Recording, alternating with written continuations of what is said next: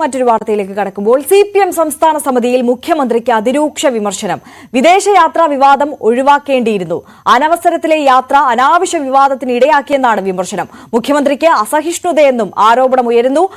മൈക്കിനോട് പോലും കയർക്കുന്ന തരം അസഹിഷ്ണുത ഇത് അവമതിപ്പുണ്ടാക്കി. പൊതുസമൂഹത്തിലെ ഇടപെടൽ മുഖ്യമന്ത്രി ശൈലി തിരുത്തണമെന്നും ആവശ്യം ഉയർന്നിരിക്കുകയാണ്.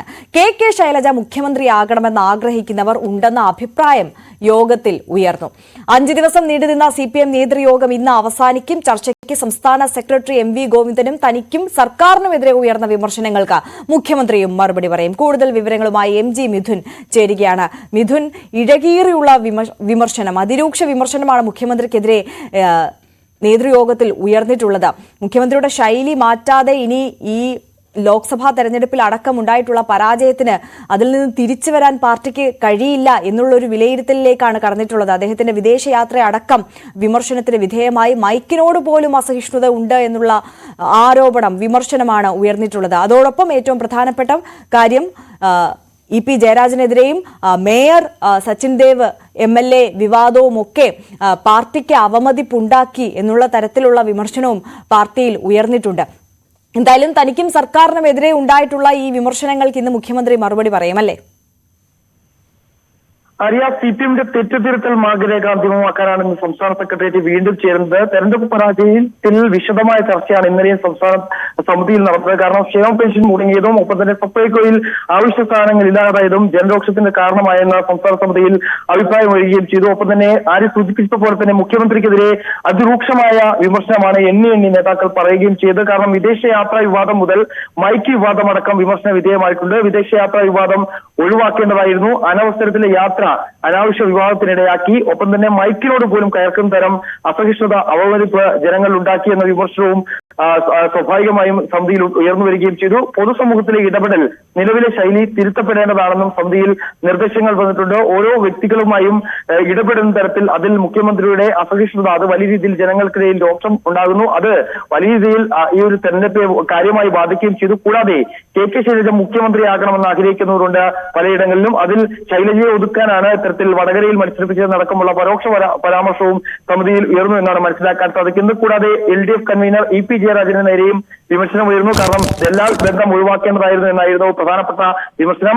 പ്രകാശ് ജാവ്ദേക്കർ കണ്ടവുമായി ബന്ധപ്പെട്ടുള്ള അതിരൂക്ഷ വിമർശനം EP ജയരാജനെതിരെയും ഉയരുകയും ചെയ്തു. കൂടാതെ മേയർ സച്ചിൻ ദേവ് വിവാദത്തിൽ കടുത്ത വിമർശനമാണ് സമിതിയിൽ ഉയർന്നത്. കാരണം അനാവശ്യമായ വിവാദം അത് ജനങ്ങൾക്കിടയിൽ വലിയ രീതിയിൽ അവമതിപ്പുണ്ടാക്കി. ഡ്രൈവറുമായി കേന്ദ്രീകരിച്ചുണ്ടായിട്ടുള്ള ആ പ്രശ്നം അത് ആ രീതിയിൽ ഒഴിവാക്കേണ്ടതായിട്ടുണ്ട്. അനാവശ്യമായ ഇത്തരത്തിൽ വലിയ വിവാദമാക്കിയതാണ് വലിയ തിരിച്ചടിയാവാനുള്ള ഒരു പ്രധാനപ്പെട്ട കാരണമെന്നും സംസ്ഥാന സമിതിയിൽ ഒരു കടുത്ത വിമർശനത്തിന് വിധേയമാവുകയും ചെയ്തു. കൂടാതെ ഈ പാർട്ടി സംസ്ഥാന സെക്രട്ടറി ഇതിനെ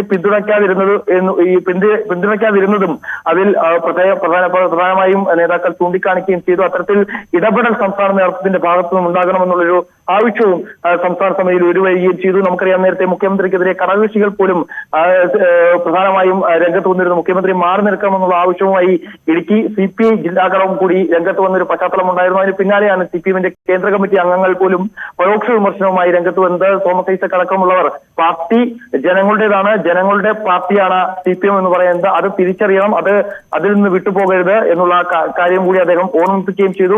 തിരുത്തേണ്ടത് തിരുത്തി തന്നെ മുന്നോട്ട് പോകണം. കാരണം പാർട്ടിക്കാരായിട്ടുള്ള അവരുടെ വോട്ടുകൾ ഇത്തവണ CPMന് ലഭിച്ചിട്ടില്ല. അത് അടക്കം പല പാർട്ടികളിലേക്കും മാറിപ്പോയി. പലരും ഇത്തവണ വോട്ട് ചെയ്യാൻ എത്തിയില്ല തുടങ്ങിയ വിമർശനങ്ങളൊക്കെ നേതാക്കളുടെ ഭാഗത്തു നിന്നും ഉയർന്നു വന്നതിന് പിന്നാലെ കൂടിയാണ് ഇപ്പോൾ സംസ്ഥാന സമിതിയിൽ അതിരൂക്ഷ വിമർശനം മുഖ്യമന്ത്രി പിണറായി വിജയനെതിരെ ഏതായാലും ഉയർന്നു വരികയും ചെയ്തിരിക്കുന്നതായാലും ഈ വിഷയത്തിൽ ഈ ലോക്സഭാ തെരഞ്ഞെടുപ്പിൽ സ്ഥാനാർത്ഥി നിർണയം അടക്കം സമ്പൂർണ്ണ പരാജയമായിരുന്നു എന്നും ചില പ്രതിനിധികൾ ചൂണ്ടിക്കാണിക്കുകയും ചെയ്തു. ഈ വിഷയങ്ങളിലടക്കം സംസ്ഥാന സെക്രട്ടറി MV ഗോവിന്ദൻ മറുപടി പറയും. അതിനുശേഷം മുഖ്യമന്ത്രിക്കെതിരെ സർക്കാരിനെതിരെ ഉയർന്നു വന്നിട്ടുള്ള ആരോപണങ്ങൾക്ക് മുഖ്യമന്ത്രി മറുപടി പറയുകയും ചെയ്തു. നമുക്കറിയാം, 2019 അന്ന് ശബരിമല വിഷയം ഒപ്പം തന്നെ രാഹുൽ ഗാന്ധി എന്ന ഫാക്ടറൊക്കെ വലിയ രീതിയിൽ തെരഞ്ഞെടുപ്പിനെ തിരിച്ചടിയായിരുന്നു. അത് പക്ഷേ ഒരു ഭരണവിരുദ്ധ വികാരമായി എടുത്തു കാട്ടാൻ സാധിക്കില്ലായിരുന്നു. അത് ഉയർത്തിക്കാണിക്കാൻ അന്ന് സർക്കാരിനും ഒപ്പം തന്നെ CPMന് സാധിക്കുകയും ചെയ്തിരുന്നു. പക്ഷേ 2024 ലോക്സഭാ തെരഞ്ഞെടുപ്പിലേക്ക് വന്നപ്പോൾ അത് തീർച്ചയായും ഒരു ഭരണവിരുദ്ധ വികാരമാണ്. ക്ഷേമ പെൻഷൻ അടക്കം സാധാരണക്കാരിലേക്ക് എത്തിക്കേണ്ട ചില പദ്ധതികൾ, പ്രധാനപ്പെട്ട പദ്ധതികളൊന്നും തന്നെ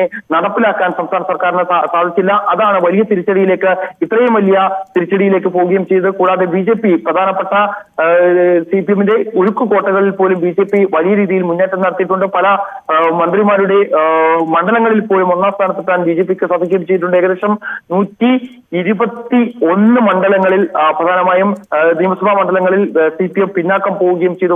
ആകെ 19 മണ്ഡലങ്ങളിൽ മാത്രമാണ് ഒന്നാമതെത്താൻ സാധിച്ചിട്ടുള്ളത്. ഭരിക്കുന്ന പാർട്ടിയാണ്, ഭരിക്കുന്ന മുന്നണിയാണ്. അത്തരത്തിലുള്ള ഒരു പാർട്ടിക്ക് ഇത്രയും വലിയ വീഴ്ച സംഭവിക്കുകയും ചെയ്തിട്ടും ഒരു താഴെത്തട്ടിൽ നിന്നുള്ള ഒരു പരിശോധന വേണമെന്നുള്ള ആവശ്യമാണ് പ്രധാനമായും സംസ്ഥാന സമിതിയിൽ ഉയർന്നത്.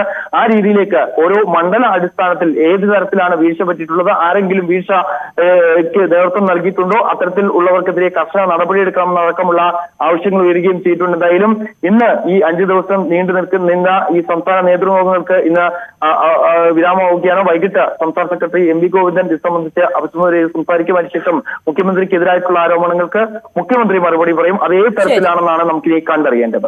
യെസ്, മിഥുൻ സൂചിപ്പിച്ചതുപോലെ തന്നെ മുഖ്യമന്ത്രിയുടെ മറുപടി അത് ഏത് തരത്തിലാകും എന്നുള്ളതാണ് ഉറ്റുനോക്കുന്നത്. എന്തായാലും തെരഞ്ഞെടുപ്പ് ഫലം വന്നതിന് പിന്നാലെ ഭരണവിരുദ്ധ വികാരമല്ല ഇത്തരത്തിൽ ദയനീയമായ ഒരു തോൽവിക്ക് കാരണമെന്ന് ആവർത്തിച്ച മുഖ്യമന്ത്രിക്ക് നേരെ ഇത്തരത്തിൽ അതിരൂക്ഷമായ വിമർശനം പാർട്ടിയിൽ നിന്ന് ഉയരുന്ന സാഹചര്യമാണ് വന്നിട്ടുള്ളത്.